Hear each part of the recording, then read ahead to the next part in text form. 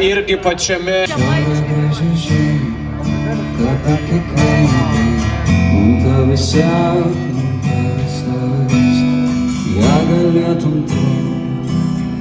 Pakelk man, parodyk kažką matuoti, tada žiaurę gražiai.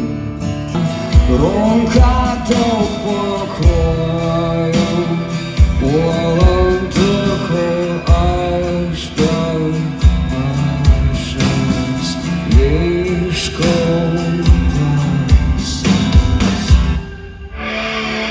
Negalėtum to, pakelk man, parodyk kažką matuoti, tada žiaurę gražiai. Montadas, negalėtum to, pakelk mane, parodyk kažką matuoti, tada žiaurę gražiai šeima, apie kiekvieną ateina. Montadas,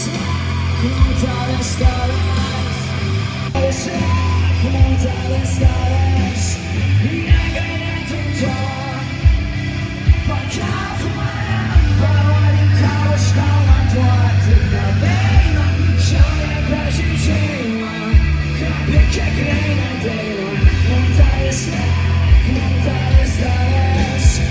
negalėtum to, pakelk mane, parodyk kažką matuoti, tada žiaurę gražiai šeima, apie kiekvieną ateina. Montadas,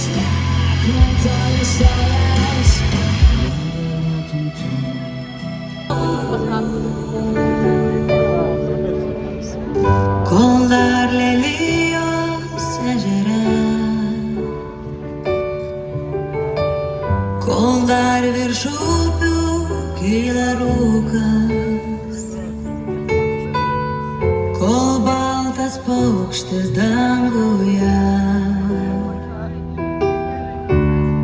dar gieda tau ir man.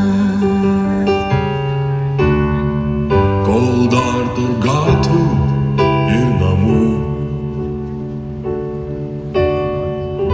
nepasiklydo mano balsas, kol dar tavim šventai tikiu, kol dar tikiu šventai. Bet mes nesustojam, judam į priekį ir kol mano komanda pasiruoš, aš noriu pasidalinti vienu tokiu nutikimu, kuris visai neseniai man nutiko. Keliavau iš vieno renginio vakare su taksi ir mane vežė vyriškis, šiek tiek už mane vyresnis. Kalbėjo laužyta lietuvių kalba. Man iškart parūpo įdomu, iš kur jis yra. Ir susipažinau, kad tai buvo Jevgenij, kuris yra iš Charkovo. Jisai atvyko į Lietuvą vos tik prasidėjus karui, nes jisai dėl sveikatos priežasčių negali kariauti, dėl to su visa šeima išvyko čia. Ir galiausiai atsitiko toks paradoksas, kad jis išsipasakojo, kad jisai irgi, kaip aš, yra teatro režisierius, irgi yra muzikantas. Ir sako, tu supranti, vat, mes tokie patys žmonės, žiūrėk, sako, tu čia darai dalykus, aš ten dariau, o dabar aš tavo šaly vairuoju taksi, gyvenu 2 kambarių butukė su savo šeima ir tu net neįsivaizduoji, koks aš esu dėkingas jum, kad jūs tikit, kad nepasiduodat ir kad mums padedat, dėl to, kad kartais jau ir pačioj Ukrainoje būna sunku išlaikyti tą krūvį, tą svorį. Tai...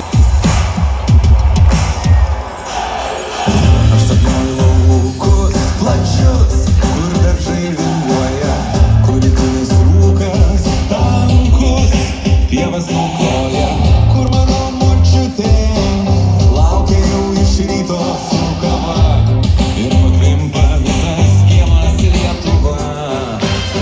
Aš sapnuoju draugus senus, tiek metų nematytus, prisimintus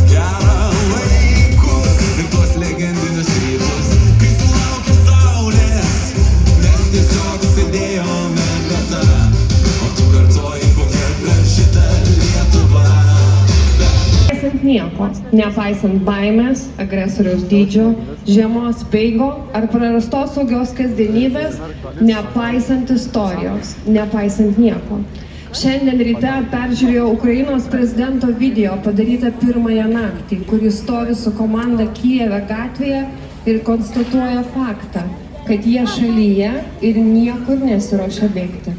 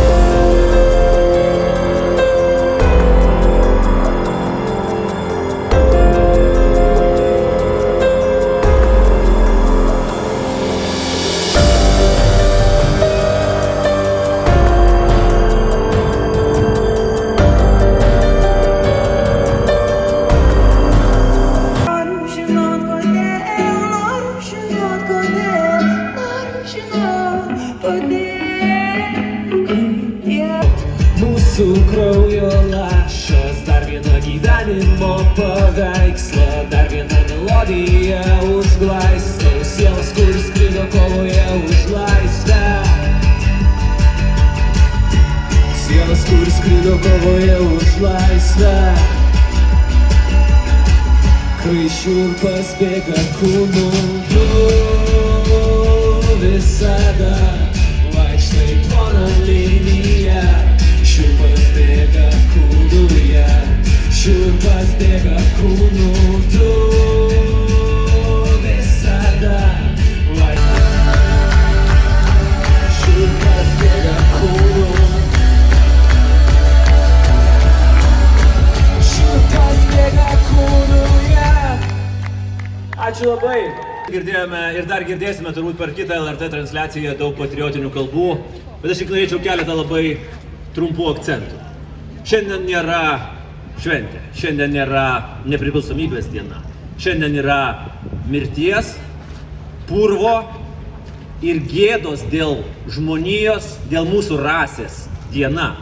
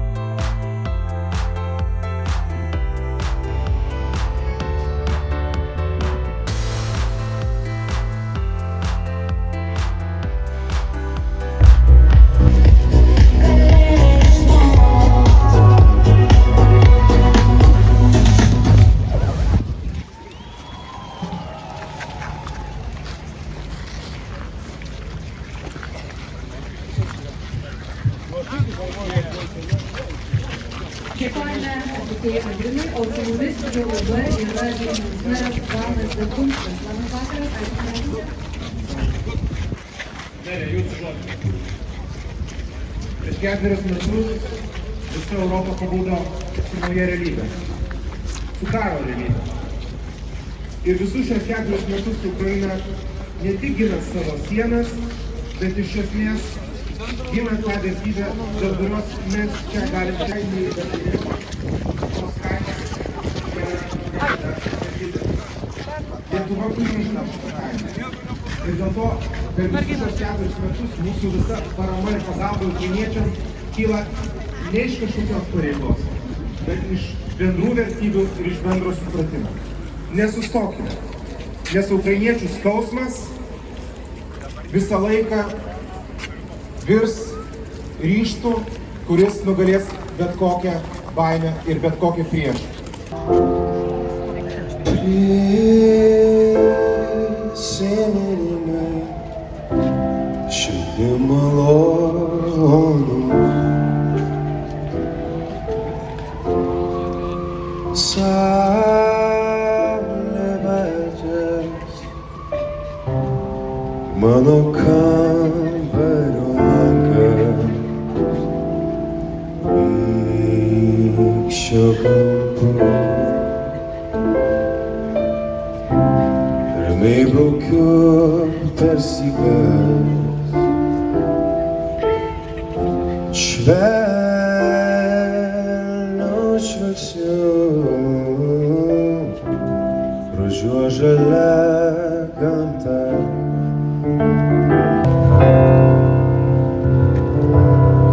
Jei ne auksinės vasaros,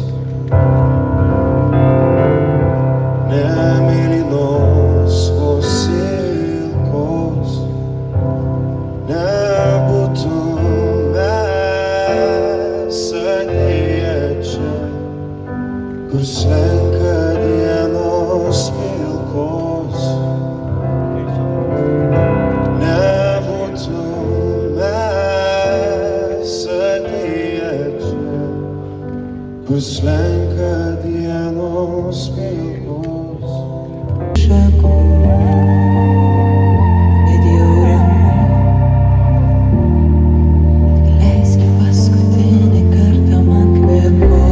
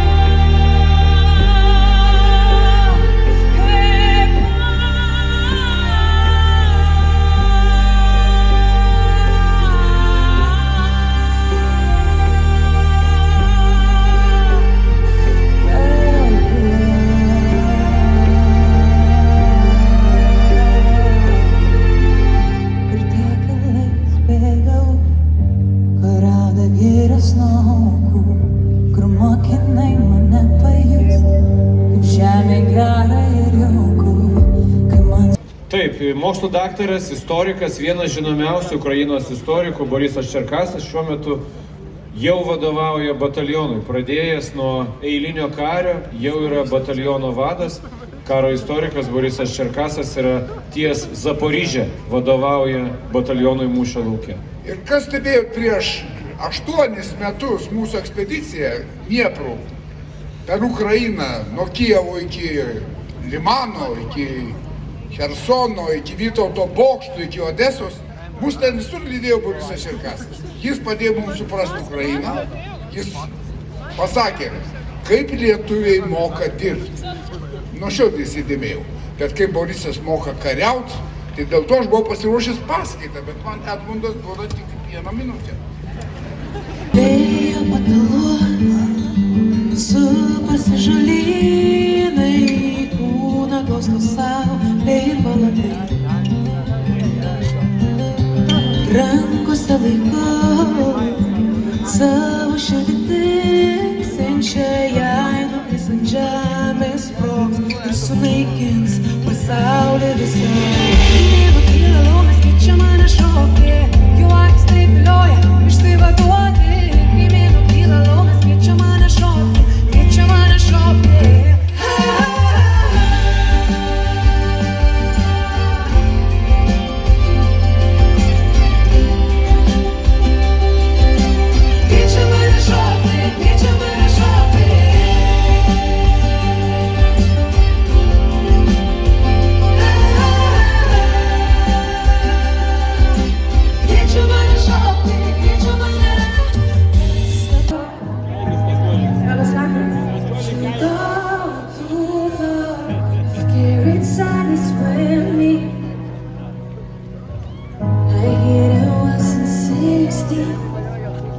And all that crying, the fight, they're burning out the fire that burned the light within me.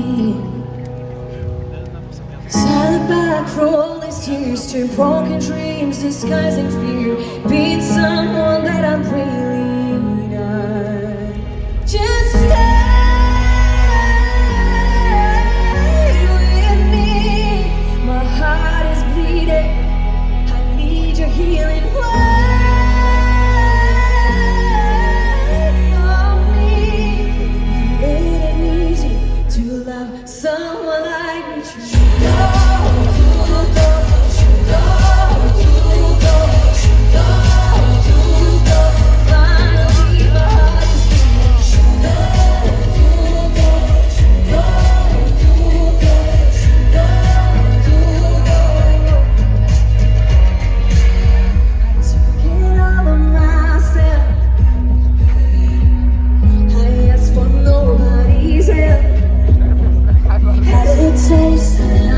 kartu su savo vyrais naikino visiškai rusų bandymą įsiveržti į Charkivą 27 vasario 22 metais. Visa įranga, ką jų turėjo, išskyrus ginklus, buvo iš Lietuvos. Tiesiog mes gyvi įrodymai, kad kovojam, esam ir busim. Ir aš noriu jūs paraginti šiandien paaukoti su savo telefonais ar kitaip. Būtent 20 dalį įrangos būtent Olego daliniams. O dabar perduodu žodį Olegui. Olegai. Я хочу подякувати литовському народу. Ačiū, noriu padėkoti lietuvių tautai. Кожному литовцю і кожному людині, яка проживає в Литві, яка допомагає нам боротися з ворогом. Kiekvienam žmogui, kuris yra lietuvis ir kuris gyvena Lietuvoje, padedantis mums kovoti su priešu. Ця сума, яку вже зібрали і ще зберуть, допомагає нам гнати окупанта з нашої землі. Слава Україні!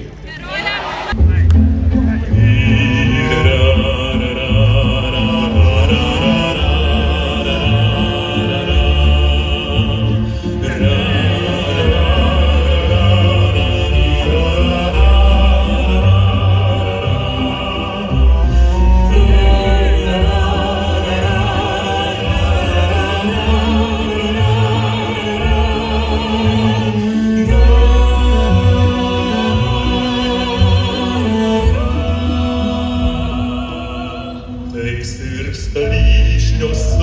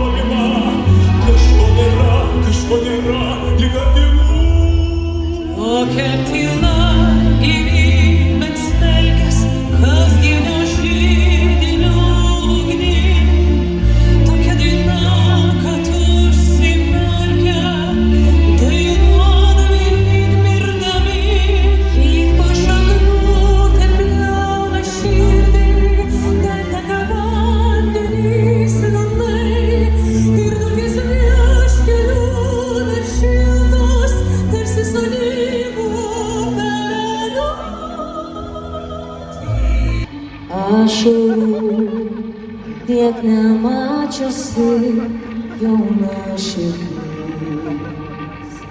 pašauta